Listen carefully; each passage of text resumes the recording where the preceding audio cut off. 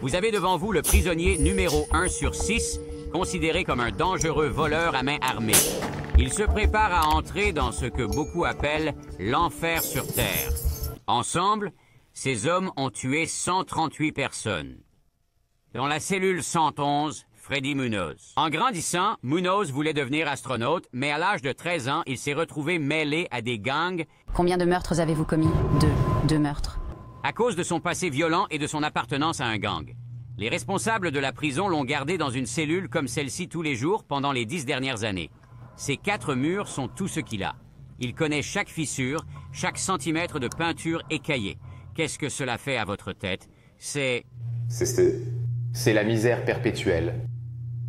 C'est l'ennui, la monotonie, c'est la répétition. Il dit que la seule façon de tenir le coup ici est d'établir une routine stricte, une sorte d'imitation de la vie. Je fais de l'exercice, je lis beaucoup. Si je n'avais pas de livre, je serais probablement déjà devenu fou. Quelques cellules plus loin, Daniel Herrera.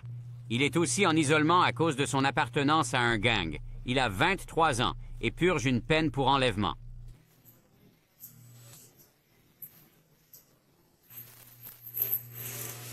À notre demande, il nous montre l'une des astuces de l'isolement. Il s'agit de la pêche.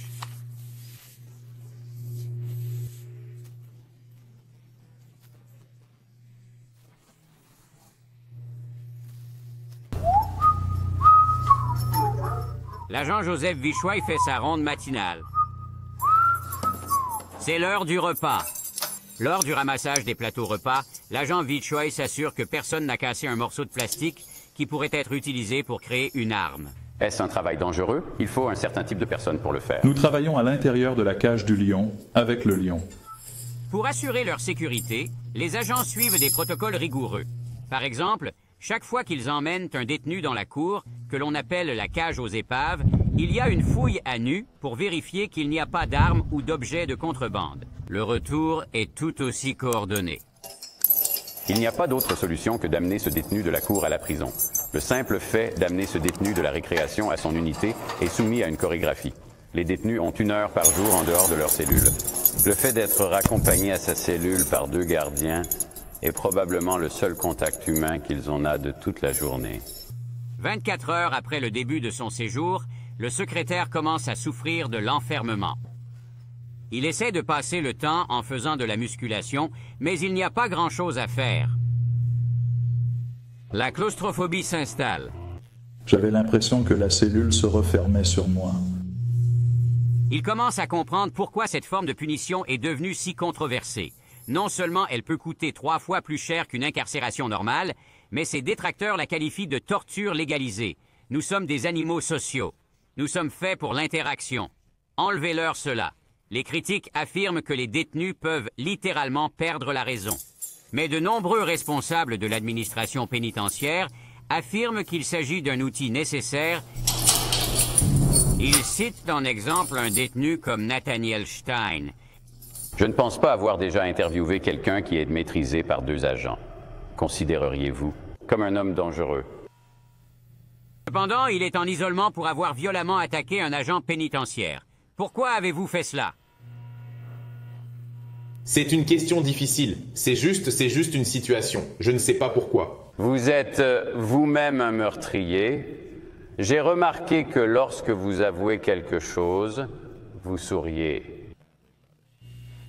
C'est-à-dire, est-ce que je me sens mal pour les choses que j'ai? Je ne me sens pas vraiment mal pour les choses que j'ai faites. Vous voyez ce que je veux dire? D'un autre côté, il y a des détenus comme Freddy Munoz, qui, malgré la gravité de ses crimes, a été un détenu modèle et a renoncé à son affiliation à un gang.